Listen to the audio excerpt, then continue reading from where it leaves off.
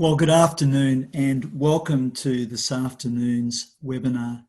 It's great that you can join us, and we appreciate that in this time of uncertainty and crisis, it is hard to actually carve time out to come and actually participate in a webinar.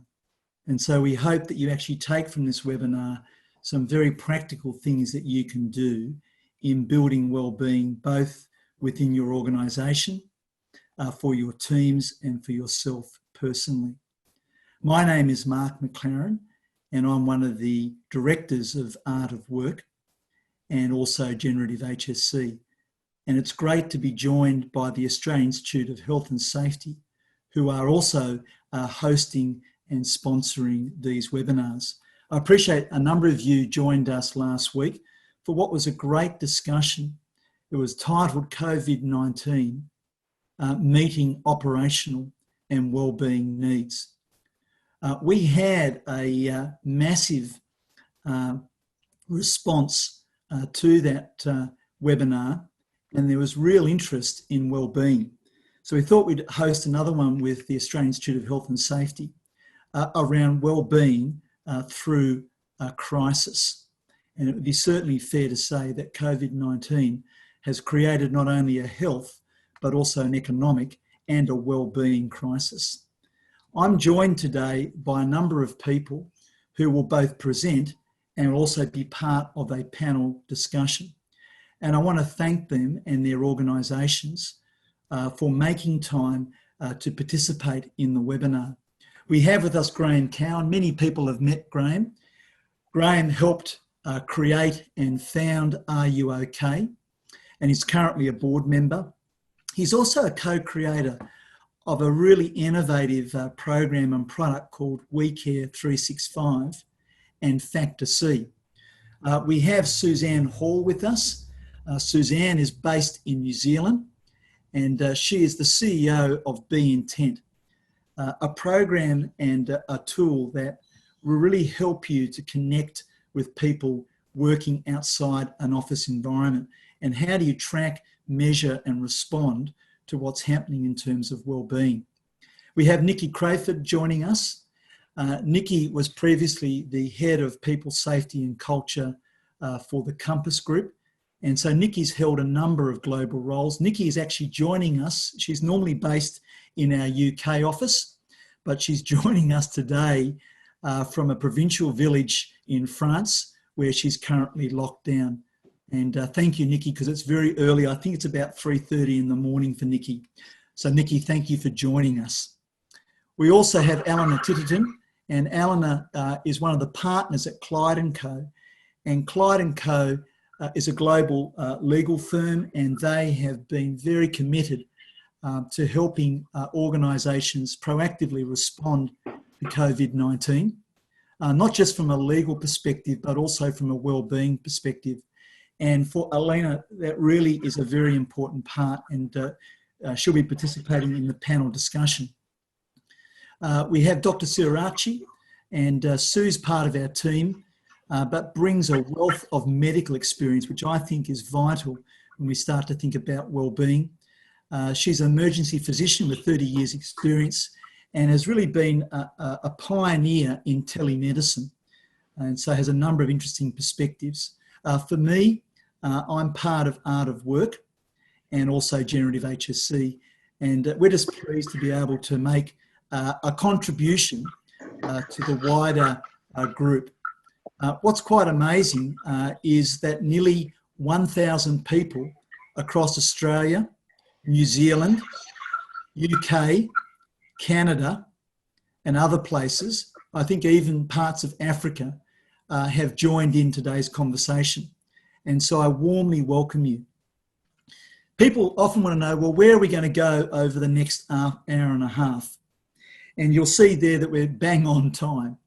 So I want to then really hand over in a moment to Graeme and Suzanne, and we're calling this Seeding the Conversation.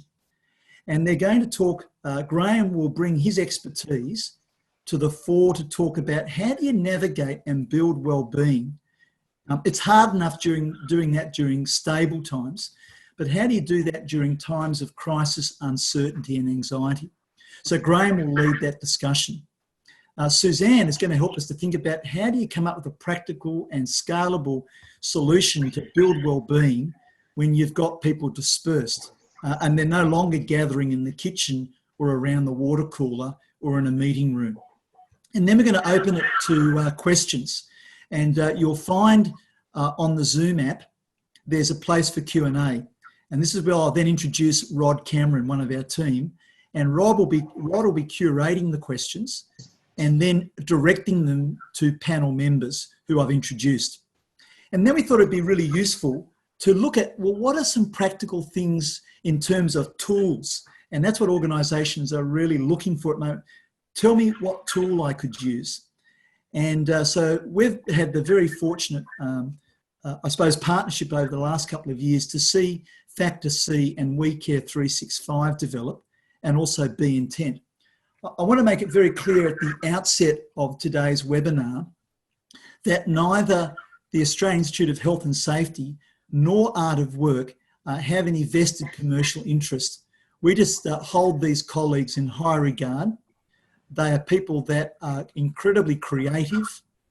They have really designed something which I think during these times of crisis and as we're wrestling with wellbeing are well worth looking at.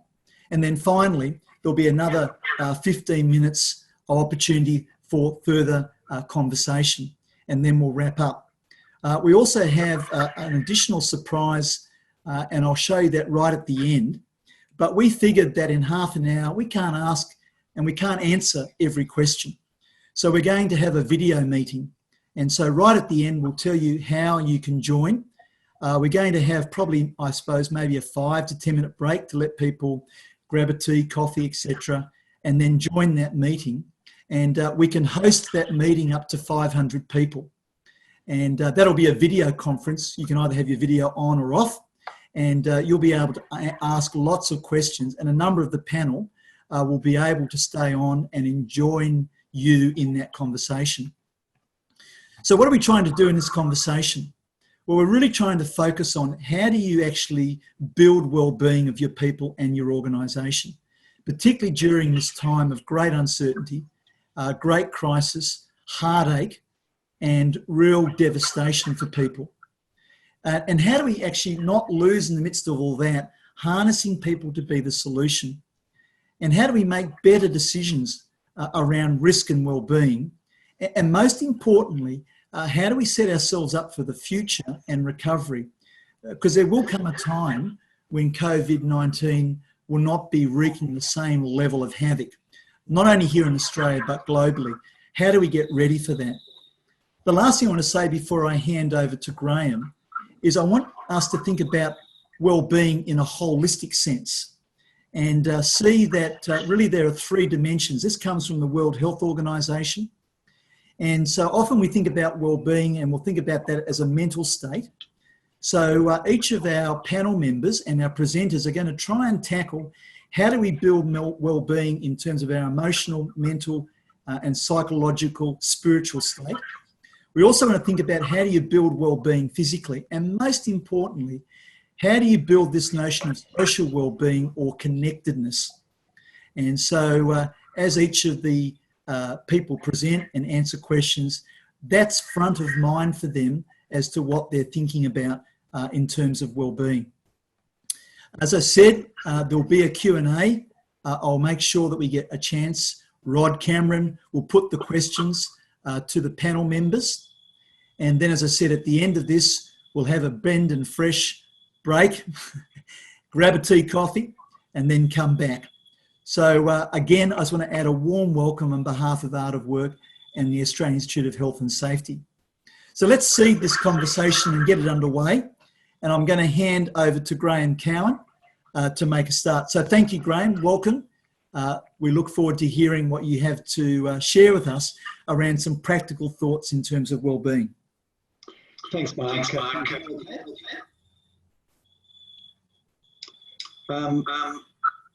What I would like to acknowledge, I guess, is the incredible work by RUOK, by Mark, by the Australian Institute of Health and Safety to put this on so quickly. Like it is quite extraordinary. Yesterday morning, I was walking in the bush near home. I had a call from Mark and said, you ought to be on at 1 o'clock tomorrow. So incredible work. I'd also like to really acknowledge, all the people that are attending this today. I know that you've been so under the pump for the last 2 weeks. I've had some dealings with some work health safety in the last couple of weeks, and I just know how you've been in absolute overwhelm.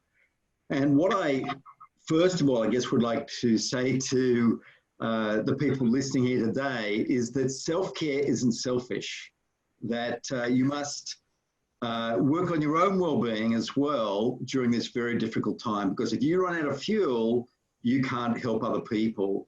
And so, traditionally we used to talk about growth, that growth was what we wanted.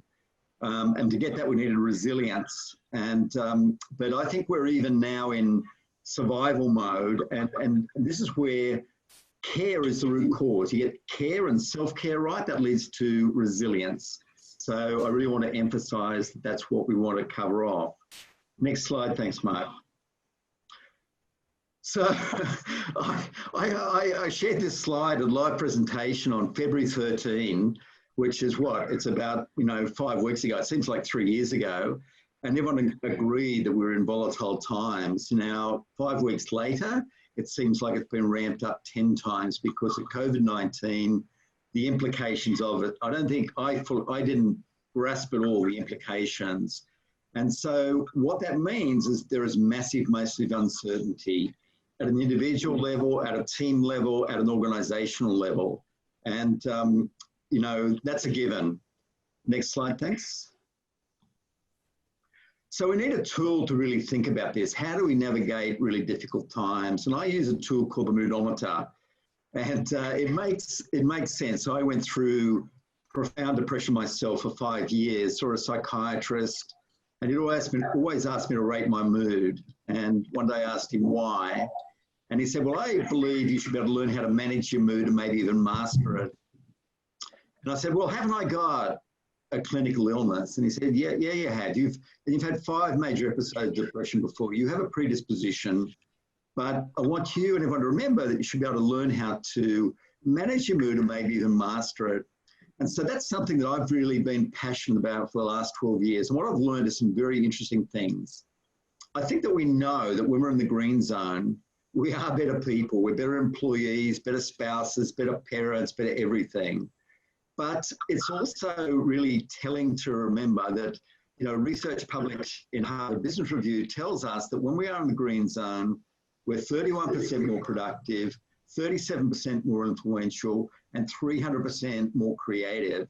So this isn't a nice to have, this is a must have. And it's even more important because when we sink down to the amber zone, the red zone, we think black and white. We don't think about creative solutions. And if we need anything in this, we need to have a fresh mind. We need to have a creative mind. We need to have a resourceful mind. So I just want to reinforce. And the other element of mood, and this is by work published by Professor Sonia Lieber-Mirsky in a book, The How of Happiness, that it's influenced by 3 things. Now, number 1 is genetics. Number 2 is the events that happen in our lives. And number 3 is the daily actions we take. So first of all, genetics, believe it or not, that contributes 50% of our well-being. And we can't obviously change that. The events, well, we've just shown we can't really change what's happening with COVID-19. There is so much outside our control, but we can choose what we focus on each day. And that impacts 40% of our mood. Next slide, please.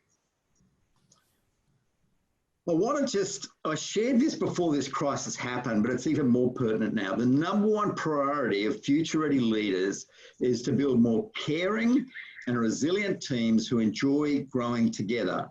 Now, this happens at an individual level, at self-care. It happens at crew care or team level. And red zone care is taking care of those that are struggling. So if you get self-care and crew care right, we get growth. If we get crew care and red zone care right, we get resilience. And if we get self-care, red zone care right, we reduce risk. So really a nice framework to think about the things we focus on. But part of our challenge, and I know in work health safety, one of your biggest things is trying to influence line managers, divisional directors, is to convey this message. They need to step up, just as we all need to step up and realise the role that we all play in self-care, crew care and red zone care. And we do that by what we do, what we say. Next slide, please. We must adapt. It's just quite extraordinary, the change that's going on. And I would even argue, and we have got clinicians on here, but I would argue to the average employee out there in Australia who's sitting at home, the greatest health threat isn't the virus. The greatest health threat is loneliness and disconnection. Now, there's very profound research that shows the importance of connection and care in groups. You may be aware that in the UK, they have a Minister for Loneliness, because there's research that shows that if people are lonely, it has the equivalent health risk of smoking 15 cigarettes per day. And I can tell you, I've had lots of calls in the last week. There are very real fears out there. For the first time, many people are working at home full time. And it sounds great, but it's not always that way. So these are some of the real fears that are going on. How do I get work done and manage distractions? I've got dogs, I've got kids. How do I do that? I want to just touch on some of that. The second thing is, how do I stay connected with my colleagues? And I want to share in a moment 4 connection questions that everyone can ask in a 10-minute virtual meeting like this every day that build connection, engagement, sense of purpose. People are scared of being lonely or bored, I can tell you. And they also want to know how they can separate their home life and their work life. Next slide, please, Mark. So these are, I shared this last week on LinkedIn, and please feel free to link with me on LinkedIn. I'm very prolific in sharing the latest stuff going on. But I shared this, and already just this list has had 9,000 views just in a post. And if you go to my website, which is graemecowan.com.au, you can see the full list there. So number 1 is only read COVID-19 updates from trusted news sources. And so they include the Australian Health Department has a COVID-19 update every single day. You can get on their list. Safe Work New South Wales have a great list for workplaces of what's happening. Safe Work Australia also do. They were the best ones I found a week ago. It could be different now, but if you're looking at 3, they're 3 great ones. Only looking at it twice a day, because if you look at our news feed, it's everywhere. The first 10 articles in the Herald are COVID-19, and you can think the world is ending. It's not ending. There's some serious things we need to do, but we need a clear head, and we can't be obsessed by looking at news feeds, and in particular, social media, where there's a lot of scaremongering going on. Number 3 is create a schedule and stick to it. Think of it like work. I start at this time, I work to here, I have a break, and I move on. And we are best off to work in pulses. And I have this, it's an old-fashioned kitchen timer. And I work in 50-minute increments. I turn it on and it ticks. And so I'm really focused to work for 50 minutes. That's what tells me to really focus, get onto it, and just to be fully in the moment, to be fully productive. When that gets up, I walk around, get some fresh air, walk outside. Set some regular times for workmates. Like, for example, I'm having this Friday at 5 o'clock, I'm having a virtual drink with 3 mates like this. So we'll all be sitting in our own little office, we'll have our own beer, but it's a way to connect. It's not like being in person, but it's much, much better than being by ourselves. Schedule a work date. That's know people who are around you, people that live near you. It's getting harder and harder, and we could have lockdown very, very soon. But while we still can, get out and have a takeaway coffee, walk around the block together, 2 meters apart. But think about incorporating that into your day. And finally, a lunchtime walk in nature. As I mentioned at the start, Mark, interrupted me when I was in on a walk yesterday. So have your routine and be really mindful of it. Next slide, please, Mark. And I want to acknowledge this to a mate of mine, Bernie. And Bernie, believe it or not, and I can't even get my head around this, is starting a business in cryptocurrencies, how to run an arbitrage business in cryptocurrencies. And all of his team is in the Philippines. Now, the Philippines went in lockdown on March 16. They're at least a week and a half ahead of us. In the Philippines, only one person can leave the house at a time.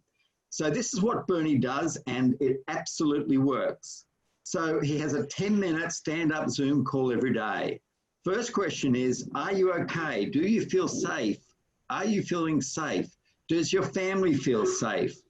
He doesn't move on from that until there's resolution. If someone doesn't feel safe, they unpick it, unbear it, and ask for help from the other colleagues on how to overcome that scenario. The second question is, what did you get done yesterday? What are you proud of?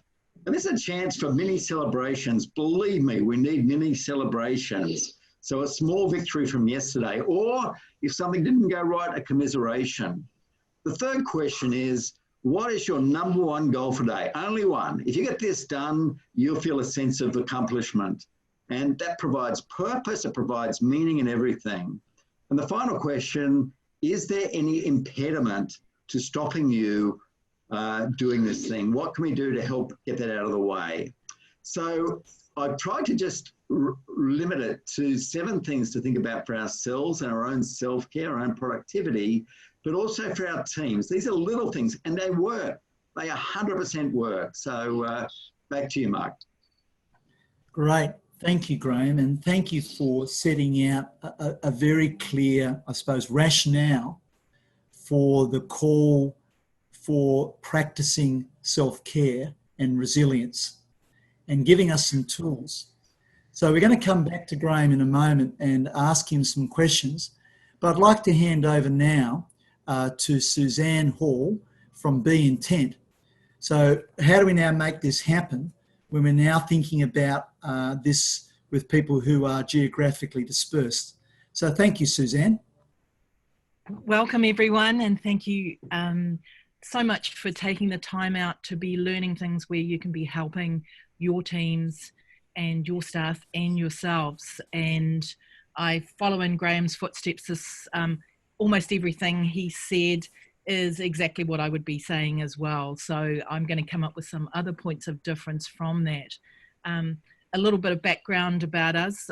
Be Intent's been around for 8+ years, and we're a tool built on the mind sciences like positive psychology, neuroplasticity, neuroscience, and that idea is that we can learn new things, we can learn new ways of doing things. In New Zealand, we're on lockdown for a month now, from midnight to night, so we've all been madly scrambling, trying to get everything ready, and wherever we are tonight is a place you have to stay for the next month. And there's, you know, a considerable amount of fear and anxiety and concern around that. Part of the studies we've done over the last 8 years around helping reduce mental health and suicide prevention is that sense of isolation and loneliness that is part of that. And so our biggest focus is how we remove that sense of isolation that people have when we now know that right across the planet, people are working from their homes. But we've got lots of good ideas to share with you. If you could do the next slide, please, Mark. So connection, I'm going to talk about 5 areas and just some simple ideas within our tool, which we'll get to demo you later on in the webinar. We have all of these things embedded in our tool and algorithms that help deliver what a person needs when they need it. And that's one of the most important things I encourage you to think about with your strategies of managing remote teams. Emotions are ebbs and flows, pressures, ebbs and flows. There might be a couple of hours in the day where the person feels they've got their financial strategy sorted. 2 hours later, something could happen to impact on that. Or it could be something happening with their family. So our role as leaders and managers is to be gentle, thoughtful, courageous, curious, at the same time as having to manage our own mental well-being and physical well-being and family life. So I'm loving that as human beings, we're collaborating together. And thank you, Art of Work and the Australian Institute and all of the panel and people joining us and sharing their wisdom. And that's one of the things around connection that I think is really important. I suggest setting up a shared private Facebook group so your teams can put ideas of things that are working for them, or they can be posting problems that they might be having that they don't have a solution to, or maybe it's a place where you can just put up the latest funny meme. You know, we've seen quite a few around on the internet, and that humour, you know, as Graeme talked about, when we're in that top third of positive feeling, and humour creates that instantly, humour and gratitude. And they're the things that we can share and get people feeling connected. But one thing, don't assume everybody knows how to use these tools that are going to be essential for us to feel connected. A lot of people might not use things like Facebook, or they might not know how to use Zoom. Having a strategy in place, firstly, I recommend doing a course to actually help people understand what things are available to them, and then which ones that they may or may not know how to use. And we can quickly create a quiz for you if you'd like that. And then looking at it and thinking, okay, where do we need training? What sort of training do you have? You know, within our tool, we'll be doing some quests in there that give people training on each of the platforms. In terms of connecting, I love Graeme's idea of your 8:30 a.m. stand-up meeting. I really recommend several meetings throughout the day, especially, as I said, we're on lockdown now. Having your first meeting, which is checking in how people are, checking who's okay, do that and manage if there's any crises, but focus it on work and keep it to your 10-minute stand-up time. But at 10 a.m, have your cup of coffee together, get everybody back online, and that's when you really socialise and do the things like you normally would when you're in a business. It's not around the water cooler, it's, you know, around, hopefully no one's got a glass of wine at that time of day, but a coffee and tea and water, and checking in again, how's everybody going? What are some of the challenges? But also just having a chat, you know, how's your cat doing? How's your mother? And those normal social things. Keep it to the 10-15 minutes you'd normally have for a morning tea, and then do the same in the afternoon. And I know it's easy when we've all got caught up with what we're doing to maybe, oh, we already had one this morning, we don't need another one. But human beings need that connection, and that might be someone else who does the talking in the afternoon. So be diligent about that, especially over the next 3 or 4 weeks, and be measuring constantly and evaluating what's working and asking the team for feedback about what's working.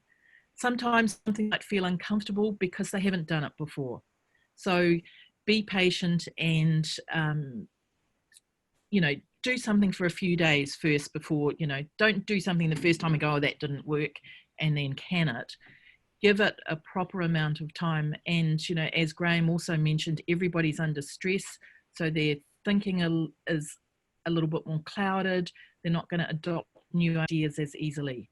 So talking about those things and helping people with that frustration if they think this is impossible. I can't work from home. I don't know how to use Zoom. I don't know how to do all of this. Constantly reinforcing that new things feel uncomfortable, and when we're under the sort of pressure that we're under, it's going to be even more uncomfortable. So they're, I think, in terms of connection, some of the most important things to do. Sometimes if you hear that somebody in a call or on a meeting is really not coping, it may not necessarily be a group conversation, but I recommend you call them afterwards and have a private conversation just to check in. So the next slide, please, Graeme. The next area is about moving from anxiety to calm. Can't quite see the next slide, Mark. Can you see at your end? Yes. Ah, okay. Yeah. So we want to, we know all of us are in fear and anxiety in multiple levels, and it changes throughout the day. Some of us respond to challenges in a really excited solution-based way. Other people just freeze or get really irritable. On lockdown, we're hoping to help manage that irritability that people will have. So we have lots of tools within Be Intent that specifically help people manage throughout the day fear and anxiety and build calm focus. But some of the things I can suggest, building on some of what Graeme spoke about, is, you know, spending time outside, learning to breathe.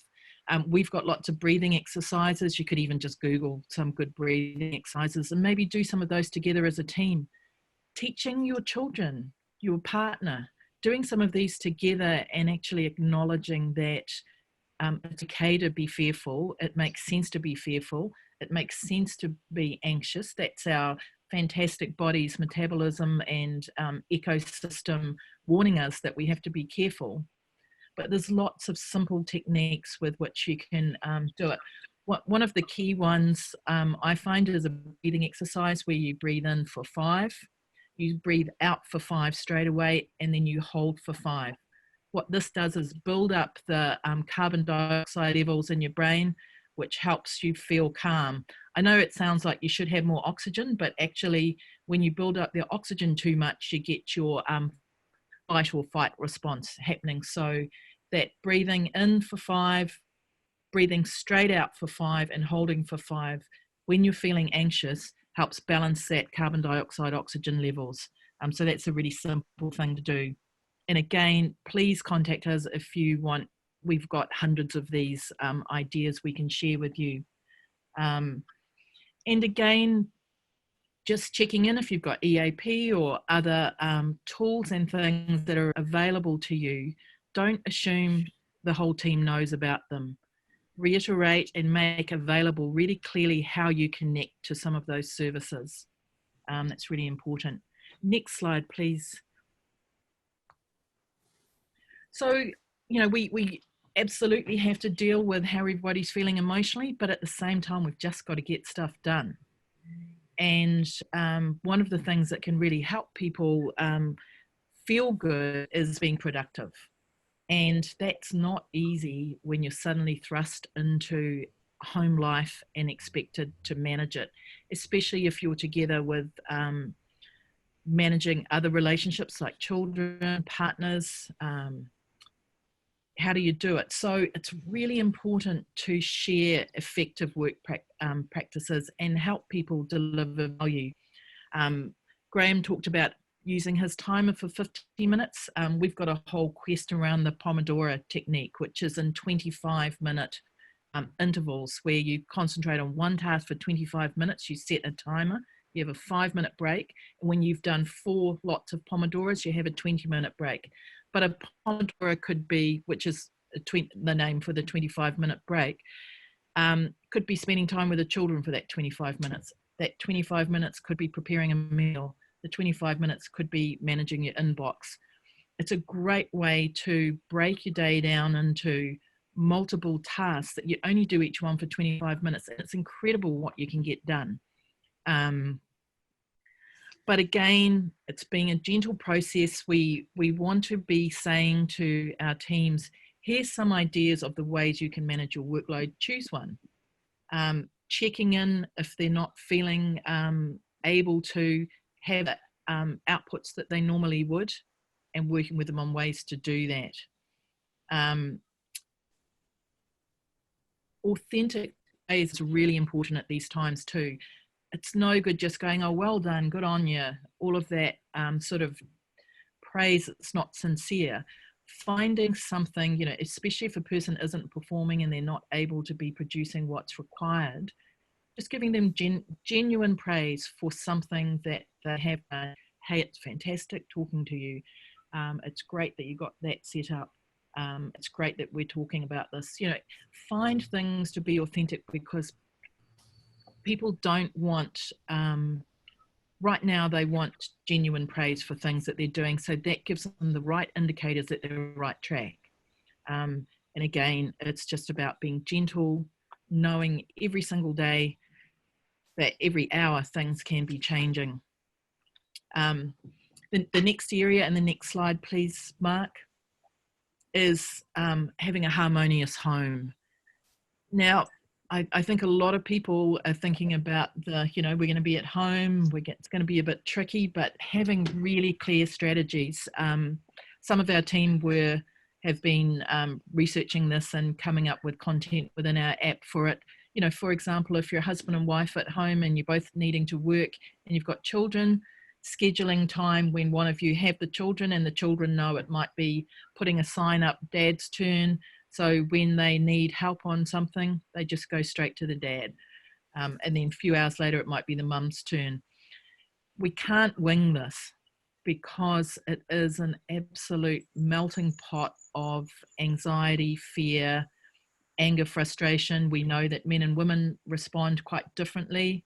And it's going to be really important to have the right strategies around that. So the key thing I wanted to communicate is that you need to plan. You need to get the team thinking about these and planning before they start, before people aren't all not talking to each other. Is when we want to try and do it. Which leads me into the next slide, please, Mark. Now, courageous conversations. Now, usually this might be, having a hard conversation with one of your team or with your leader. We're going to have so many courageous conversations within our family. What are you going to do when someone's irritating you? What if I had an example yesterday of someone saying their housemate was going to go out, even though there's they were going to go and visit friends. How do you have that conversation with someone who's doing the wrong thing and putting all of us at risk? How do you have the conversation with your children? And so what we've found really important is to start having strategies around this and talking to the team about it. It's even harder when you're not in person to just sit down and see a smile and have a gentle conversation. So I really do recommend using, Facebook Messenger or Zoom or Skype, or those ones where you can actually look at each other and get a sense of the body language as well. But one of the key things I think is within our own family and households, sitting down as a group, as soon as lockdown comes on for you, and saying, how are we going to handle various situations that may come up? What if someone's irritating me? What if someone's doing something unhealthy? I mean, I'm sure there's 1,000 things you guys can think of that you might need to have a courageous conversation and agree at the beginning how those are going to be handled in the household, and likewise with our work colleagues. So they were just touching on some of these areas that I think we need to have a plan and strategy. Again, we've got lots of them, so please contact us if you'd like some, and these are all embedded within the tools. And we'll be adding every single day the companies that we're collaborating with, some of their incredible content and ideas. So thank you, everyone, and happy being at home. Thank you, Mark. Thank you, Suzanne, and a great just reminder of thinking about this, the centrality of connection, and it goes to the heart of not only social well-being but also our emotional state. And I really like, Suzanne, how you got us to think about a shift, an intentional shift in focus that's also partly driven by thinking about the new environment that we're operating in, the different types of conversations and the patience we need. We can't just assume because we've rolled something out that necessarily people will understand it and embrace it. And Graeme, just your focus on this idea of being present for yourself, the importance of resilience, and this whole idea of how do you go about, in a very practical sense with the team, build connection. So we've got some time now for the Q&A, and I'm going to hand over to Rod, and we've got a great panel assembled. So Rod, can I invite you to direct questions to the panel, and look forward to seeing what people are thinking about, what they'd like to know more about. And please remember, this is not the only time. There'll be a time after we've looked at the tools, and then there's going to be the video meeting. So to you, Rod. Thanks, Mark. Graeme, we've got the first one for you. It is, do you think that wellbeing will become a greater priority for senior leaders as a result of the crisis? This is such an important question, and it's a unique opportunity, I think, for, HSC professionals to massively increase our impact. And the reason I say that is I had a call over the weekend by a guy who's on the group executive of one of the big four banks. So he reports directly to the CEO. And I don't normally get calls from these people over the weekend, but what he said was that we've sent 30,000 people home last week. In 2 days, there's warning signs that things might not be going great. What can we do? And I don't think this is in isolation. I have to leave immediately after this webinar to talk with a really large New South Wales department, 14,000 people. They're also grappling about how do we do things? How do we make things happen? So one of the really positive things about this period is that our voices have more influence. Our voices and what we say and do can have a bigger impact. So good news. That's the upside of this crisis. Thanks, Graeme. One more from you, which comes from Phyllis. How do we integrate the physiological impacts and mental impacts to ensure we self-care and remain resilient? I'm going to be touching on this a little bit more in the next section, but I talk about 3 elements of wellbeing and resilience, and that's vitality, which is our physical health, so getting exercise, getting enough rest, eating well; intimacy, which is our emotional health; the people around us are our scaffolding, which hold us up; and prosperity is our contribution health. This comes from the sense of purpose we have from our work, or supporting our family, or a charity, or a school, or a sports team. And we need to top up each of those glasses, each of those 3 glasses: vitality, intimacy, prosperity. VIP is the acronym. And to act like a VIP, we encourage people to top up those glasses.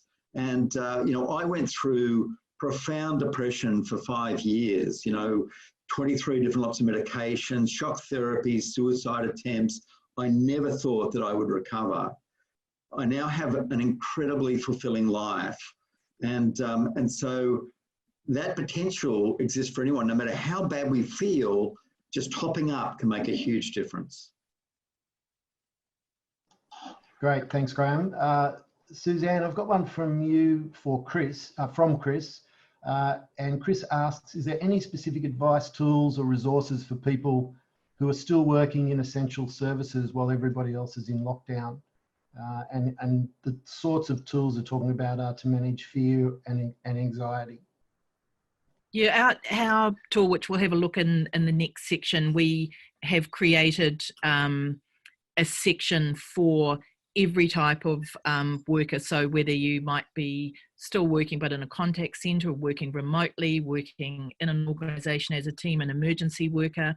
And so we've just got different sets of in our tool. It's things that help you. It could be a meditation, it could be a self-talk exercise, it could be the content that gets delivered to you. So within our tool is a series of algorithms that help understand what an individual needs, so it's relevant and measurable to them, what team they're in and what organisation they're in, as well as gender, culture, personal taste, spiritual outlook, etc. So I think they're the people we need to look after so much, because they're right at the coalface. They're constantly at risk. even more at risk than what they normally are, and I think there's a real sense of isolation for them as well. So that's the only way.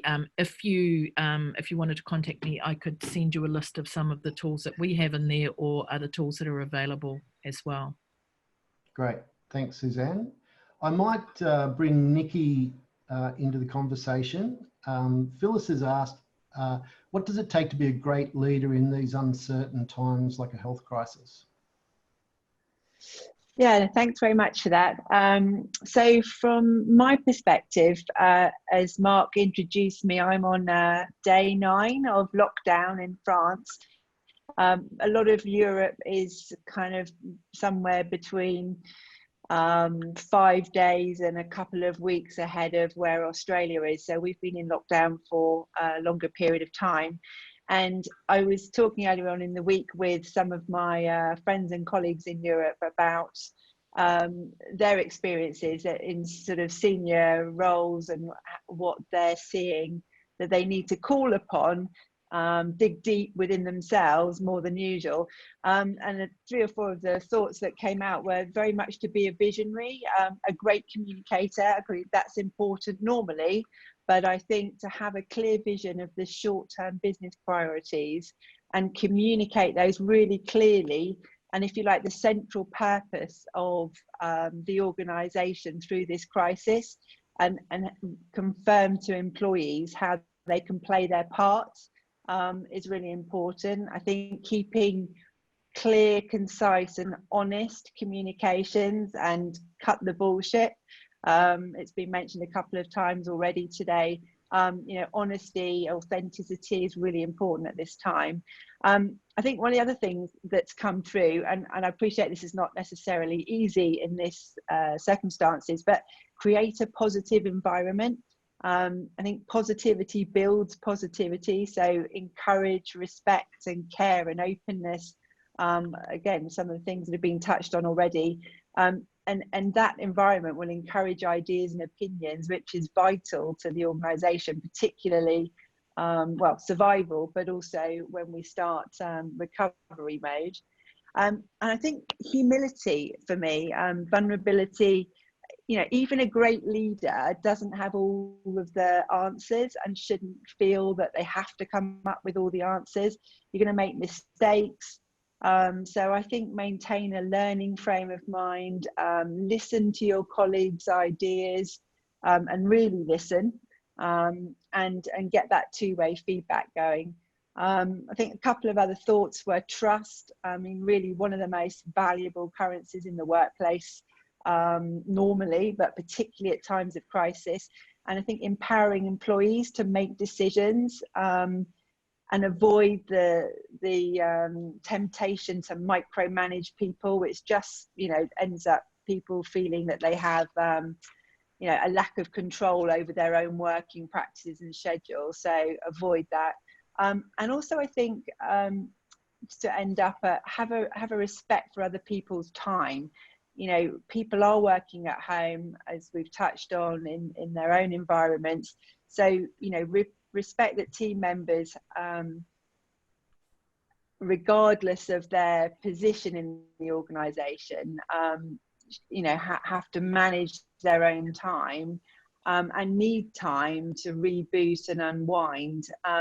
Friend of mine's works for a global organisation, and she's found herself very quickly, 5 or 6 days into lockdown, doing 13, 14-hour days, literally on conference calls, because different parts of the world are looking for her time, and it's crazy. So it's not healthy for anyone to be in that position.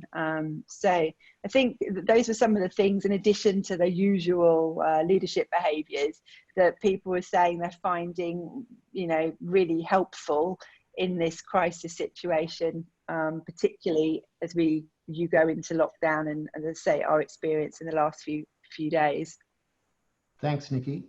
I might ask Sue to come into the conversation. We had a question, what can you do to balance providing up-to-date factual information while avoiding increasing fear and information overload? Thanks, Rod. And whoever asked that question, I think that's a really important thing that is underlying everything that's been said so far about fear and anxiety related to this. And in my mind, there are two main things. One is to look only at authoritative sources of information, as was mentioned before, and to avoid constantly updating information through Facebook and other sites, which only makes us more anxious. But the other thing that comes to me is to have a sense of perspective. And I guess that comes to me a bit more easily, having been around for a bit of time, that I think about times that we managed without a lot of things that we take for granted today. In healthcare, for me, when people say, what would happen if we weren't able to do this or that or provide this? And I think, well, I've lived through that and I know that conditions weren't the same as they are today, but there are times when that was normal life. So we can think about things being different but acceptable, and also think about doing our work differently. So a few years ago, who would think that an emergency medicine specialist could work in telehealth? We have this sense that the way that we always did things is the way that they have to be done. But the sense of perspective can also include understanding that there can be new norms, and they can sometimes be even better than the old ways that we did things. So I'll leave it at that for now. Great, thanks, Sue. I've also got one that I might direct to Alena, and it's around, there can be a real sense of helplessness that comes with a crisis like this. What can organisations do to help in that regard?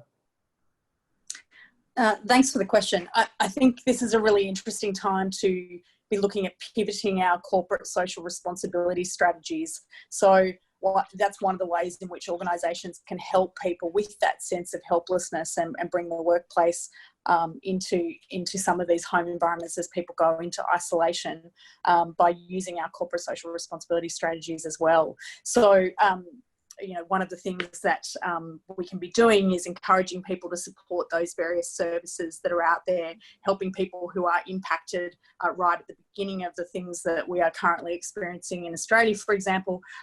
So some of the organisations that we're supporting at the moment include the Support Act organisation, which is pretty much the only charity that is looking at supporting sort of musicians and people who were really impacted right at the very beginning, and there's an emergency relief fund, for example, there. So if we're telling our people, hey, here's ways you can help, how do you actually get that connection to community and maintain that connection to community for the people who are hardest hit at this time, can really help people with that sense of helplessness, because there's that area and direction that people can put their focus to really help in this context. Fantastic, Alena. Mark, I might hand back to you. I think we've probably covered most of them. Great. We'll keep going. Great, thank you, Rod. And look, I really appreciate the panel's expertise, and we are going to build on that as we start looking at solutions. And as I mentioned, we thought it's really important to talk about the principles, and thank you to both the panellists and to Graeme and Suzanne, because you've painted a very clear picture about the broader principles. And then you've taken us to think about very practical tips or tactics. And so I'm hoping as you participate in this webinar, you're going, look, there's a note to self, that's something I can explore. And remember, you'll be able to explore this further, and I'll mention not just the video meeting, but there'll be other opportunities where we can really dig into these ideas, because we really do believe that people are the solution. And so how can we actually harness learning from other organisations? So I'm going to hand over to Graeme and now start talking about what are some of these practical solutions that haven't just been thought of in the last sort of few months, but have been really worked on and honed. And so I'm going to ask Graeme to spend probably about 10 minutes talking about FactorC and We Care 365. Then we'll go straight to you, Suzanne, to talk about the Be Intent tool. And then we'll have a short, more Q&A time before we wrap up today's webinar. So back over to you, Graeme. Thanks very much, Mark, and thanks for the other contributions. We go to next slide, please. As Mark mentioned in the past, I was involved in helping to start RUOK, and that happened through going through my own crisis, being literally out of work, being chronically depressed for 5 years. And what I learned through that was that I wouldn't have made it without the support of my parents. My marriage broke down, but my parents stood by me, and you know, it was just essential. Through the growth of RUOK, we've been going 10 years now, but our reach and impact has become massive because of a simple message. A conversation could change your life. Now, that could be a virtual conversation just as much as it is a face-to-face conversation. And I guess the other thing that really motivated me was, as I said, saw the growth and impact of RUOK, but it was also watching a TED Talk, a webinar by an Indian psychiatrist called Vikram Patel. He did a talk called Mental Health for All by Involving All. You can watch it yourself, but the message was that he put together very simple practices that illiterate villagers could use to support people, even with chronic illness. And because it was those close to them that did the support, he got amazing results. So, you know, this, although we've got huge changes, I just want to really emphasize that each of us can make a big impact there. Next slide, please, Mark. And you, the leader, you that are listening here, you've spent your whole career preparing for these, who knows, 3 months, 6 months, we don't know yet. But you will never have more influence, you will never have more impact. But keep in mind that, as I said at the start, self-care isn't selfish. You have to keep replenishing your own tank so that you can help those around you. And know that what you do is the most effective thing you could do each day, choosing one thing to focus on each day, which you know could potentially have the biggest impact. Ask yourself, what is one thing I could do today such that by doing it, everything else will be easier or unnecessary? Try and think of high impact things every day. Next slide, please, Mark. So, as Mark indicated, probably about 2 years ago, I met a guy in Melbourne called Brendan Carter, and Brendan's a e-learning specialist. He works with many of Australia's largest companies like Australia Post, Rio Tinto, Commonwealth New South Wales Education Department.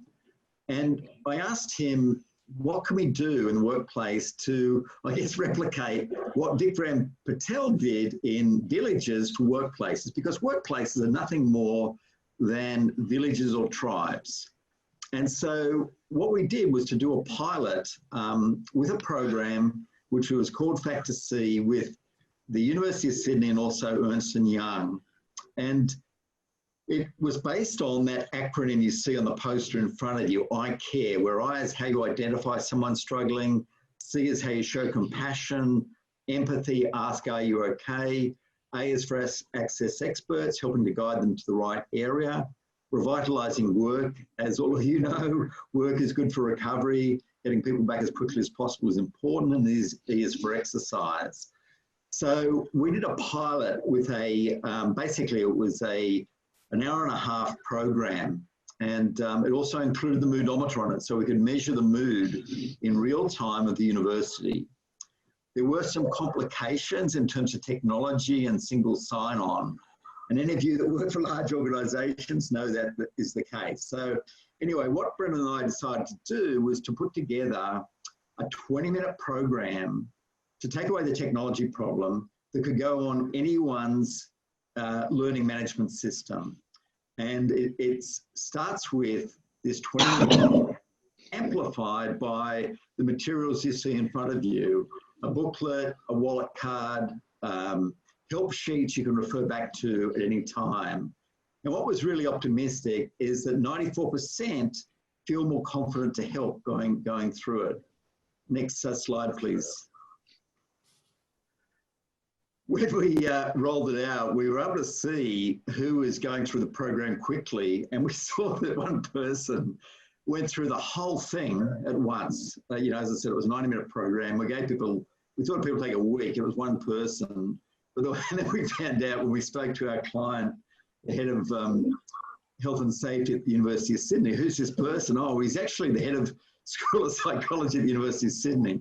So we're very nervous, but but luckily, as you can see, he really endorsed this really simple approach. In fact, he said that he wished he'd had this knowledge before he became head of school. So really wonderful to get that independent endorsement.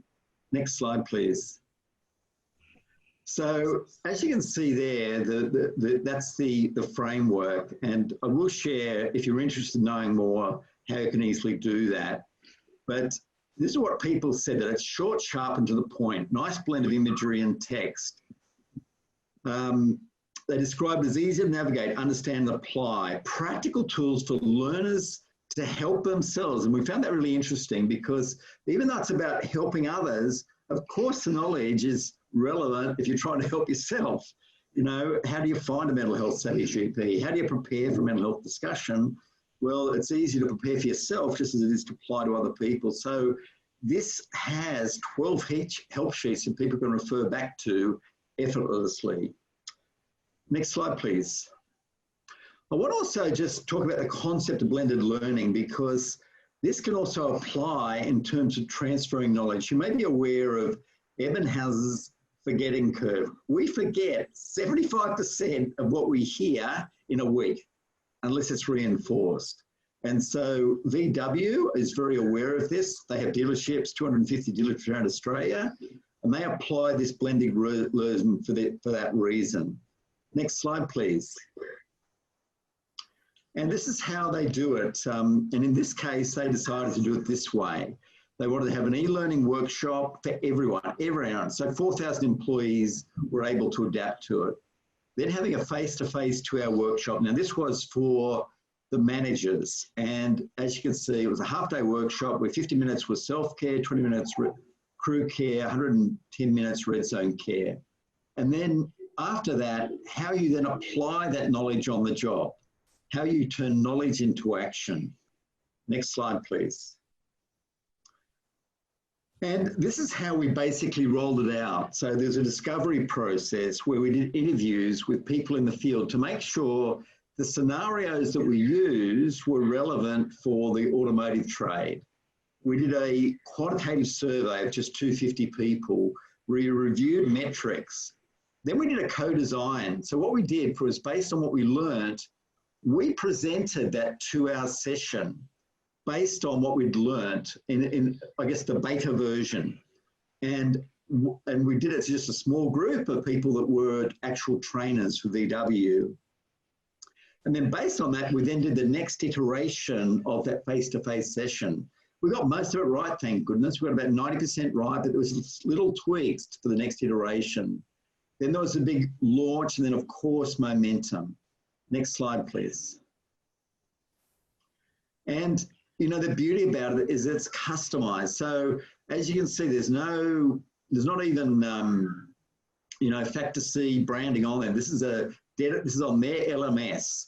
So everyone in the Volkswagen network can access it on their phone, their tablet, their laptop, effortlessly for this 20-minute course. So we're just trying to make it, you know, make it the path of least resistance for rolling it out. Next slide, please. So if people want to know more, just take a photo of this slide here on your screen and either go to that link or email and we'll send you an information pack. Next slide, please. I want to talk now about the webinars and the impact these can have. And next slide, please. So as you can see there, there's 3 separate webinars on self-care, crew care, red zone care. This group executive that I spoke to with one of the big banks, he wants to roll this out, straight away. Next slide, please. And you can read the information there. There's a diagnostic to help people identify what they should be focusing on. We want to encourage people to take action on just one new habit in this time of crisis, one thing they can focus on. And then just to talk through the 7 mental health hacks that I also elaborated earlier on. Next slide, please. And these are the diagnostics. On the left there is the self-care snapshot. So people rate themselves out of 10 for 15 different factors to identify what's their emptiest cup of well-being. Is it the vitality, the intimacy, the prosperity? And then choosing from that what they're going to focus on in the week ahead. And then the weekly planner. So in the week ahead, do this on a Sunday night. When am I going to do my exercise? When am I going to have my good sleep? When am I going to catch up with people? How am I going to do it virtually if I can't do it face to face? And on a prosperity perspective, I'm going to focus on just 1 or 2 things the next week. What are they? Next slide, please. And again, this is the crew care. I love this picture at the bottom there. This is the Royal Australian Navy launching RUOK 365 on the deck. And I'm in the little yellow t-shirt at the bottom of the O there. But building, like the Commodore Stephen Hughes nailed it when he launched this. He said, this is not just a wellbeing issue. This is a capability issue. And it's also a risk mitigation issue. He just nailed it. If you want more information, I'll show you how you can get more information. Next slide, please. And then this is the red zone care. It goes through the whole framework, goes into more detail on each of those things. Next slide, please. And these things have impact. I've been doing webinars, done 50 webinars in the last year. The results there, the Australian Taxation Office, 26 offices around Australia, you can see that webinars have impact. Webinars can inspire people to take action. Next slide, please. And once again, if you'd like information on the contents of that webinar, the week area learning, just go to that link or email that number or reach out on LinkedIn. Thanks, Mark. Fantastic, Graeme. And it's really exciting because I was part of the early pilot, Graeme, and it's great to see where this has actually matured to. And the other thing is that the webinar today is being fully recorded, and you'll get access to that following the session today via the COVID-19 portal. We'll be sending you a link. So it'll be fantastic. So you can actually share this information with people straight away. You don't have to wait. We want you to reach out to Graeme, but there might be 1 or 2 ideas. Fast forward the webinar and show people and go, hey, I think we could do something like that in our village and tribe right now. I'm going to hand over now to Suzanne Hall, and Suzanne's going to now take us through a bit about the practical demonstration of Be Intent. And what we've decided to do is to play it very safe in this moment of crisis.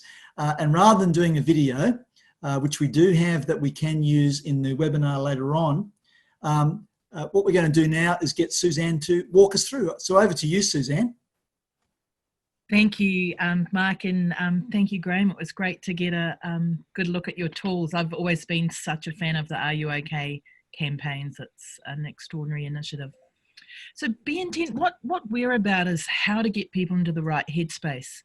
We're looking at, the fact that human beings are activated by positive future outcomes, and actually they freeze when you talk about negative potential outcomes.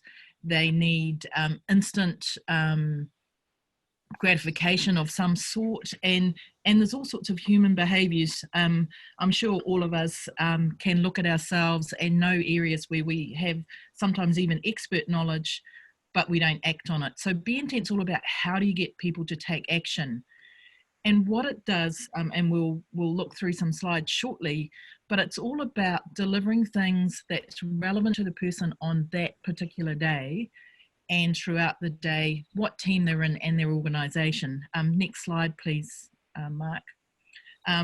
It's a full technology solution that we've collaborated with so many expert providers around the planet, and it's curated for each organisation so it can deliver wellbeing, and there's a whole series of tools. So, and we're going to actually, we will have a little look at a video that I've put in there, Mark, shortly on the leadership.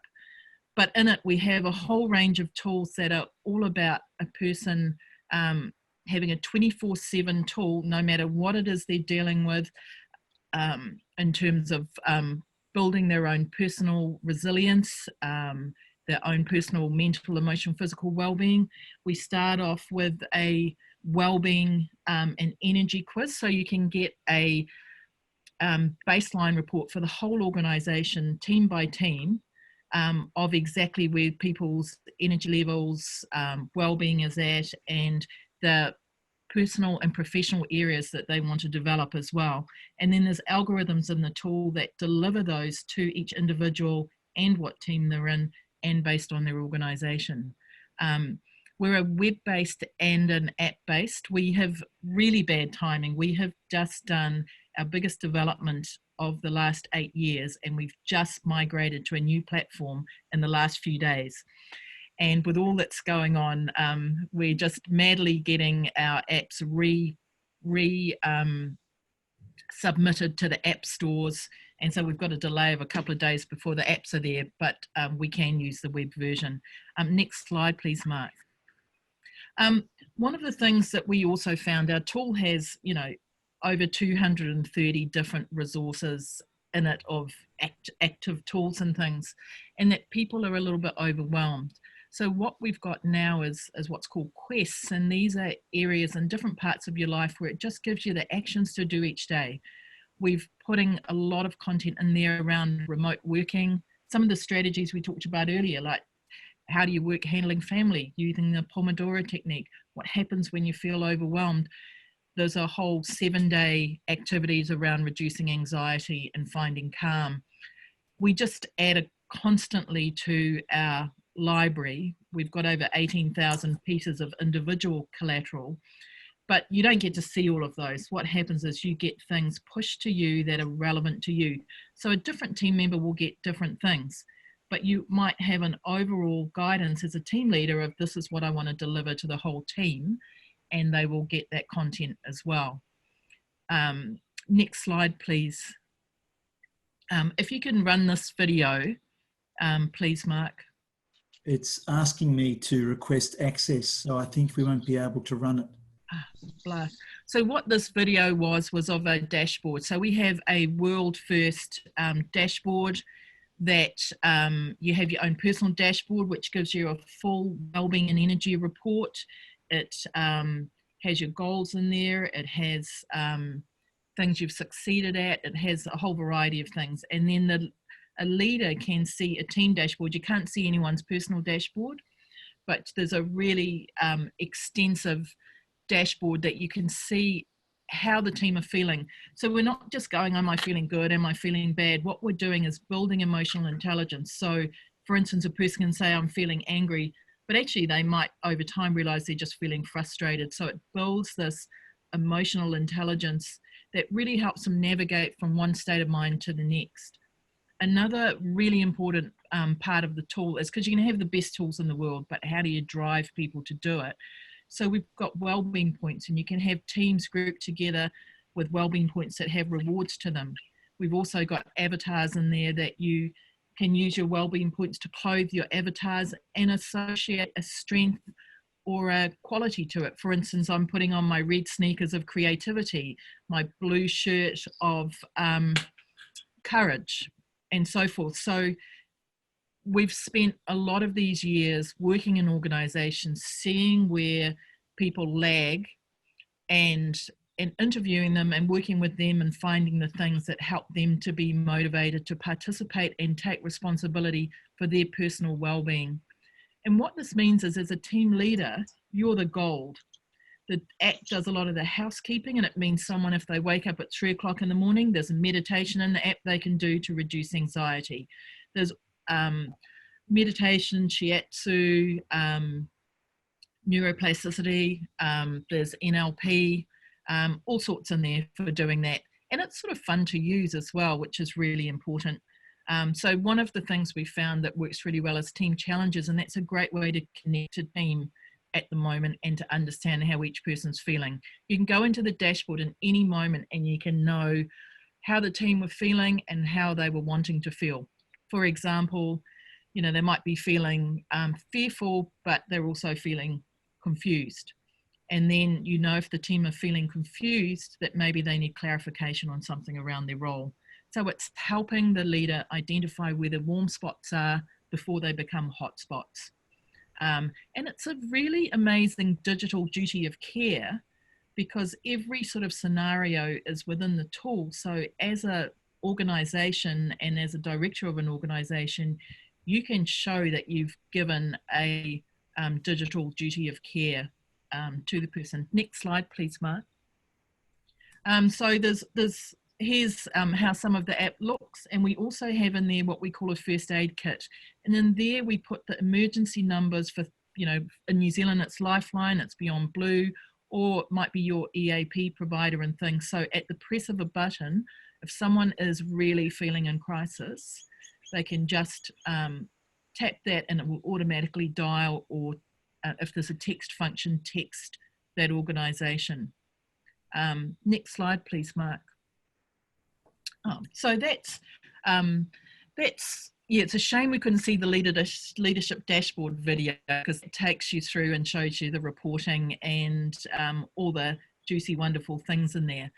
So we focus always on how do we build that positive resilience and energy levels with all sorts of strategies. For example, some of the content that might be delivered in the tool could just be a humorous piece of thing. It might be something asking you a question like, you know, what's one kind thing you're going to do today? It can react and respond to what people's preferences are, and then you can deliver. So it works out what the person needs by what they fill out in the day. It has a gratitude function. You build a gratitude wall, and then it has it delivers solutions and then measures how those solutions are working. I'd love to show the rest of the tool to everyone at another stage, so we'll move on to the next. Thanks, Mark.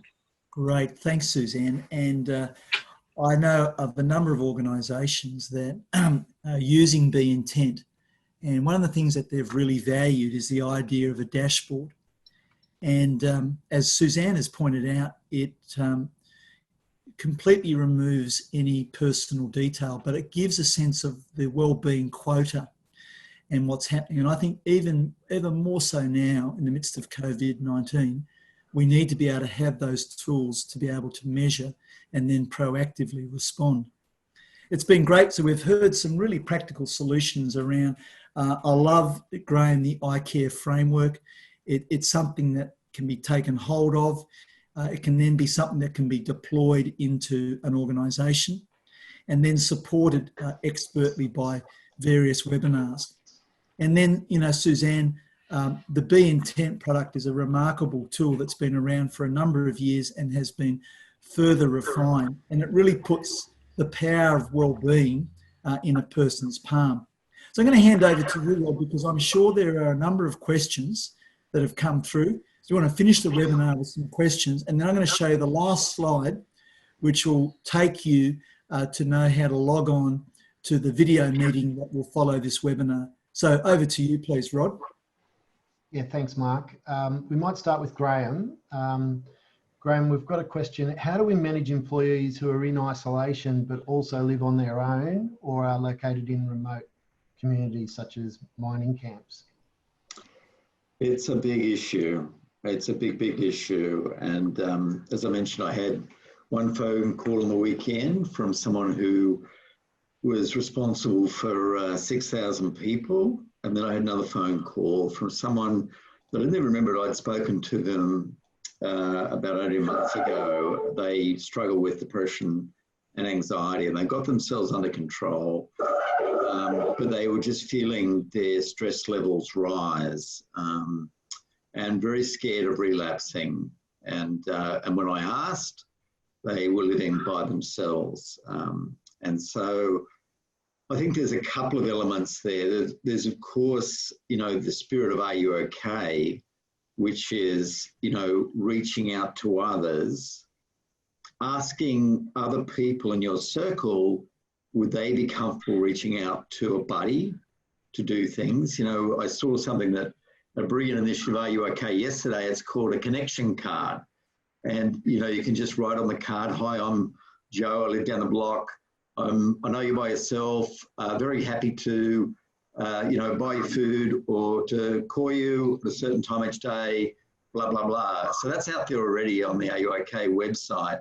So in the organisational sense, how can we duplicate that? Is it through Yammer? Is it through your other internal networking processes? You'll find there will be lots of people that want to volunteer to help. And that can be as simple as an empathetic phone call. It can be the guidance on taking little steps each day. Or it could be a webinar that reinforces that. But the most important element is that human contact, whether it's virtual or whether it's a phone call or whatever. It's, getting harder and harder for live. And I think within a week, within a couple of days, we could be in lockdown, and we may be like the Philippines where one person can leave the house at a time. So that's a real threat. So think about the way that you can build a tribe inside your organisation using the existing tools you have, and even just to say to them, think about the VIP model. Ask that person, what can I do for my physical health? How can I reach out to someone? How can I have a sense of purpose during the day? Great, thanks, Graeme. Suzanne might have one for you. What practical ways are we seeing companies use to motivate and engage their workforce and increase morale? We apply quite a few different strategies in the tool, with the team leader looking at what's really going on within, state of mind. It's no use, doing some sort of rah-rah motivating thing when everybody's feeling really anxious. What they need is things that are calm and connecting. So it's first of all, I think, really important to, whether you're using a tool like ours and you can get a very specific gauge, or whether it's just in your stand-up meeting online or in person, you've noticed what is happening. And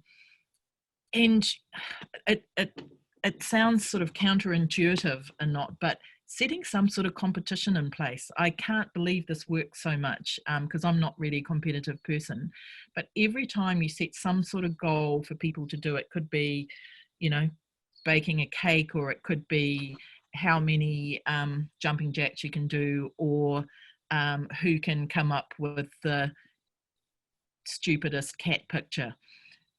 Really just little silly things that everyone can participate in, and there's some sort of prize. And the prize could be getting half an hour off. It could be getting a coffee, or, a chocolate bar, or whatever's appropriate. But really small things that everyone can participate in. It's amazing. We've done a lot of studies of brain chemistry and what actually happens to people in different situations. And that small bit of instant gratification and reward lights the brain up like you wouldn't believe. Suzanne, there was another question around the importance of humour in this situation. It probably is a bit of a flow on from what you were just talking about, how important that can be to, get people away from the situation. Yeah, I missed that. I missed the first part you said, Rod. Sorry. There was just another question which asked about the importance of humour and using humour through this process. Yeah, I think, as I think I said earlier, even if you have a group Facebook page and, you run a competition on there, who can find the stupidest meme, and there's a prize for that, which could be wellbeing points. The instant we show humour or gratitude is another really easy one. Sometimes it's hard to find humour when you're wondering how you're going to pay your bills next week or feed your family this week. but looking at something you can be grateful for. And the brain recognises success and gratitude in a similar way. So it can be small things. So you can be grateful for the fact I'm breathing, or you could be grateful for the fact you've got 20 kilos of gold sitting on your sofa. At times like this, I don't know why I come up with the examples I do, but it's the same with the idea of success, recognising what's one thing I've done well today, and that could be getting up, or it could be running a marathon. The brain does not recognise the difference between running a marathon or getting up. What it recognises is that you've seen something as successful. So I think that's something to really share with teams, that they have a gratitude exercise and a something that they recognise as success for the day, and ask them to do that every night before they go to bed. That's a really great idea, I think, that we know works. Great, thanks, Suzanne. Alena, I might bring you in if that's okay. And there's a question, are there areas we might not be paying enough attention to in leadership on wellbeing? Yeah, I think we've been having this conversation right throughout the webinar, is this concept of self-care being so important, and talking about ourselves as health and safety leaders, but it's also true for our broader organisational leaders as well. So one of the things that we often forget is looking after organisational leaders in a crisis. They're the ones at the helm, they're at the front line, they actually know all of the flow-on effects and the full ramifications, and they are doing and implementing those business continuity plans right now and thinking about what does this look like in 2 weeks, 4 weeks, 6 weeks. It's a very heavy burden. They're going to be making difficult choices as the consequences of this event takes hold. So, and there's something else to keep in mind. I don't know that we've talked about it too much yet, but how sleep is so important right now, and making sure that we're protecting sleep. And one of the things that I've noticed in how this is unfolding is that organisational leaders are having to make those difficult calls often in the middle of the night right now. And I think it was Nicki was sort of alluding to this earlier. Given that it's global, but also our governmental leaders are releasing information to the public in press conferences at around about 10 p.m. After the evening national cabinet meetings. And so organisational leaders are coming together at midnight to make calls to then get out those consistent messages to their businesses and their clients and any other stakeholders as well. So the consistency and the continuity of that high pressure state. Who is looking after our organisational leaders? Are you personally checking in on them as the health and safety leader? Are you giving them feedback about how well they're doing and what's going right in their crisis response, as well as getting information about what we need to be doing better, or where there are still challenges? Are you making sure that they have the space to vent when they need, so they can be effective in their leadership as well, to be those active, mindful leaders that are consistent in their messaging and approach?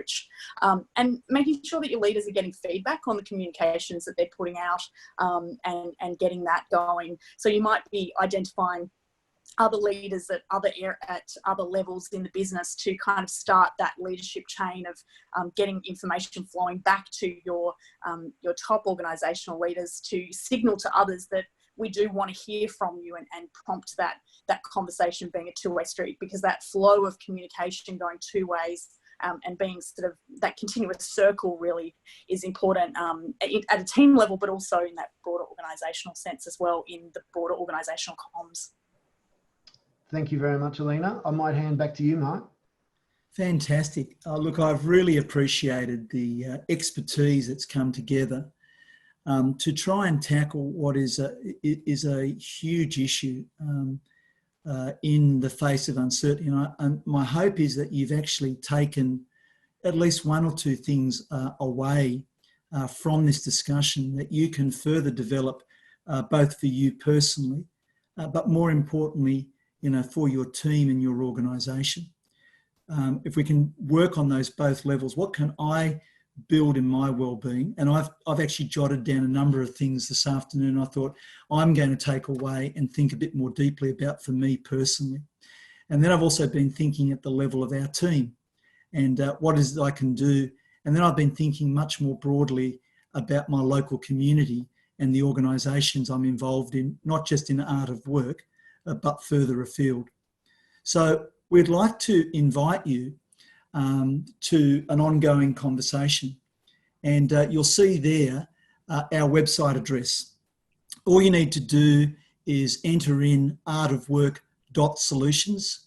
That's the address. That'll take you to the home page. If you just go down past the blue screen, you will find a video webinar button there on the screen. All you've got to do is click on that button and you'll be entered into the video meeting. And the other thing I want to say is that there'll be questions that we can further explore, but also the panel and our two presenters, and importantly, the Australian Institute of Health and Safety, really want to reach out to you to also learn from you as well. And so it'll be interesting. As I said, we can manage up to 500 people. To help me do that, we're going to turn on the chat function. And so all I need you to do is just indicate on the chat function that you'd like to ask a question. I'll ask that question of one of the members of the panel, and then I'll come back to you and get you to turn your microphone on. So can I ask, when you come into the room, that everyone actually mutes? Otherwise we'll have an interesting mayhem in terms of trying to have a conversation. So I want to thank you for taking the time out of what is a really busy and chaotic schedule and situation. And as Alena pointed out, you know, it's unfolding moment by moment. And so I thank you for coming. I hope that you found something beneficial. I want to recognise the Australian Institute of Health and Safety as being thought leaders in this space. We very much appreciate their contribution, their partnering, their reaching out to you to let you know this is available. I want to thank Graeme and Suzanne. They've put an enormous amount of effort into being leaders of wellbeing, and they have a reach which is outside Australia and New Zealand. And I just thank you personally for making the time and freely giving your expertise. To the panel, you've done a fantastic job. You're never quite sure what question is going to come. And Rod, you did a great job in asking that. So thank you very much, Nicki. Thank you, Sue. Thank you, Alena, for making time to join us and offer your insights and wisdom. As we pointed out, this is being recorded and it'll be available tomorrow. We just need to process the video and then it will be available. You will get an email through MailChimp, which is where you got the original invite from. In there'll be a link that will take you to the COVID-19 portal that we're hosting, and you will find very clearly a link to this webinar. You might have missed out the webinar last week. You'll also find there that webinar. You can click on that, you can watch it. And we welcome your feedback, we welcome your questions, but most importantly, you are very much front and centre of our mind as you take a role of leadership in your organisations to, in this uncertain time, to create a greater sense of well-being in that mental, physical and social connection. So thank you for joining. We are very appreciative of your time. And as I said, I'll take the slide back in a moment, so everyone's got the website. Please feel free. We will reconvene in about 5 minutes' time. So please feel free to grab tea, coffee or whatever, and then come back and join us. On behalf, again, of Art of Work and AIHS, we thank you. We certainly wish you well. It's great to know that we have professionals who are committed. When I looked across the 1,000 people that have participated today and the variety of organisations, it gives us great hope that we can find a way through this crisis together. So thank you.